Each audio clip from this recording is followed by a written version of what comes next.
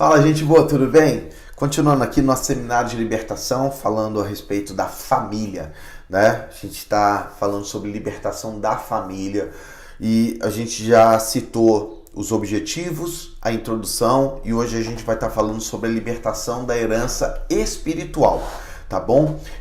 O nosso objetivo aqui é que depois esse material se transforme num curso, né? E ele vai ser dividido em módulos, apontando ali algumas tarefas, alguns desafios, coisas que a gente vai precisar alinhar para poder, de forma didática, ir aprendendo e caminhando na nossa vida familiar e tentando melhorar todo esse aspecto, tá bom? Então hoje é o primeiro ponto, né? Libertação da herança espiritual, e eu quero pensar algumas coisas com você. Eu quero ler dois textos contigo.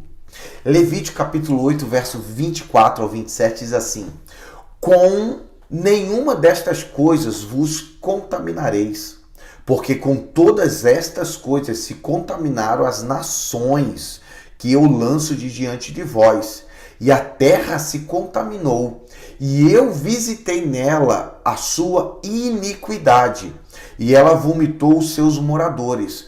Porém, vós guardareis os meus estatutos e os meus juízos, e nenhuma destas abominações fareis, nem o natural, nem o estrangeiro, que peregrina entre vós, porque todas essas abominações fizeram os homens desta terra que nela estavam antes de vós, e a terra se contaminou. Olha que texto forte. Diz que Deus visitou a iniquidade daquele povo porque a terra estava contaminada. Ou seja, a ação de iniquidade, de pecado, veio sobre as pessoas, mas aquele ambiente se tornou um ambiente de pecado, de iniquidade, né? Deus então diz que naquela terra havia contaminação e aquilo contaminava as pessoas. Isso marcou o território. Isso é muito forte. É muito forte por quê? Porque o pecado sou eu que cometo, mas às vezes a iniquidade vai crescendo tanto que aquele território fica marcado como um ambiente de ação demoníaca, de pecado, e isso é algo ruim. O termo contaminar é tamer. Significa ser impuro, tornar-se impuro. Olha que situação. E a ideia aqui também dessa impureza é de uma impureza sexual, né? Que é uma questão sexual religiosa. As pessoas se tornam tão impuras que aquele ambiente se torna um ambiente com uma atmosfera negativa. Eu me lembro de um livro que eu estava lendo de uma pessoa, né? A Dana Silva, e ela falando sobre essa atmosfera, né?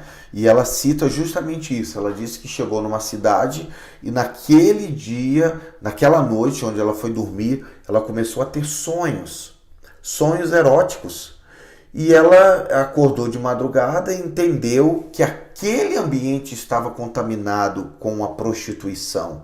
Porque ela diz, eu não tenho esse tipo de sonho, não é um tipo de coisa que eu vivo, né? Então, por que estou tendo esse tipo de sonho? Ela entendeu que ela entrou numa atmosfera, numa região, num território onde aquela terra era marcada pela pornografia. Então ela entendeu que aquela cidade precisava de libertação nessa área. É mais ou menos isso que acontece aqui, né? Aquele lugar, ele tem tanto um ambiente, uma atmosfera de pecado numa área, que aquilo começa a dominar o ambiente, o território, e há uma influência negativa sobre aquele lugar. Eu me lembro de uma terra, de um lugar que eu morei, e que era muito difícil, porque tinha uma questão de uma atmosfera de suicídio muito grande. E quando chegava o mês de setembro naquela cidade, né, começava a surgir muitos suicídios de jovens, de adolescentes.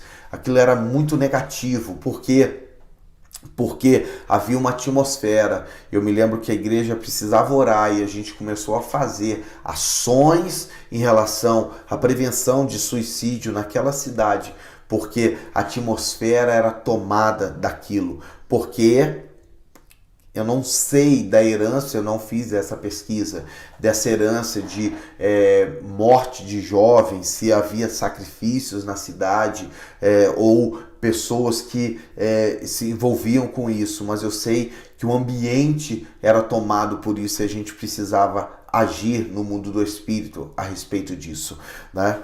Como Levítico nos apresenta.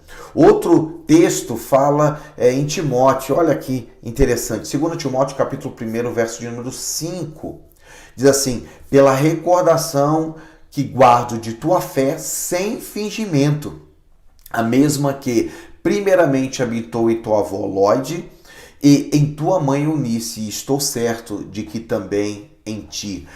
Se há uma atmosfera negativa sendo construída, há também algo positivo sendo construído, de espiritualidade boa. E nesse caso aqui, Timóteo, ele recebe uma herança da sua mãe, que veio da sua avó. O texto diz que uma recordação da fé de Eunice e de Lóide, né? Paulo tinha, e ele entende que isso estava na vida de Timóteo. Então, se a herança negativa pode se perpetuar de forma espiritual em nossa vida, uma herança positiva também pode ser estabelecida, né? Então, Timóteo recebeu um legado espiritual positivo daquelas mulheres. Elas construíram algo positivo. Eunice lutou, né, contra as impossibilidades. Timóteo tem o seu pai, um grego, então a cultura grega do pai, né, deveria prevalecer, né? Ele estava ali tentando conduzir a algo, mas como Eunice, ela consegue que a herança de fé esteja sobre a vida do seu filho, que não fosse uma cultura grega de adoração a vários deuses, né? Mas sim aquilo que ela cria no Deus de Israel, e depois Jesus Cristo prevaleceu na vida de Timóteo. Então há uma herança espiritual que foi deixada, que superou toda aquela cultura helênica, toda aquela cultura grega. Então até mesmo sobre o nome de Timóteo, Eunice, então já havia profetizado algo que permaneceria sobre a vida do seu filho. O nome Timóteo significa honrado por Deus, honra a Deus. Então Eunice, desde a escolha do filho, do nome do filho, ela já está estabelecendo o que ela gostaria de deixar sobre a vida do seu filho, que o filho honrasse a Deus. Que legal!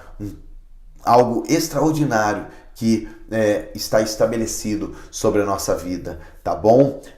Para o vídeo não ficar tão extenso, a gente vai fazer em partes e vamos colocando as divisões para que a gente possa ali ir acompanhando de uma forma bem tranquila e bacana. Depois você coloca aqui alguma dúvida, alguns questionamentos e para a gente poder conversar. Mas se tiver alguma dúvida que a gente responda posteriormente, coloque aqui no chat, a gente vai fazer alguns vídeos trazendo respostas a essas perguntas, tá bom? Um abraço, até o próximo vídeo.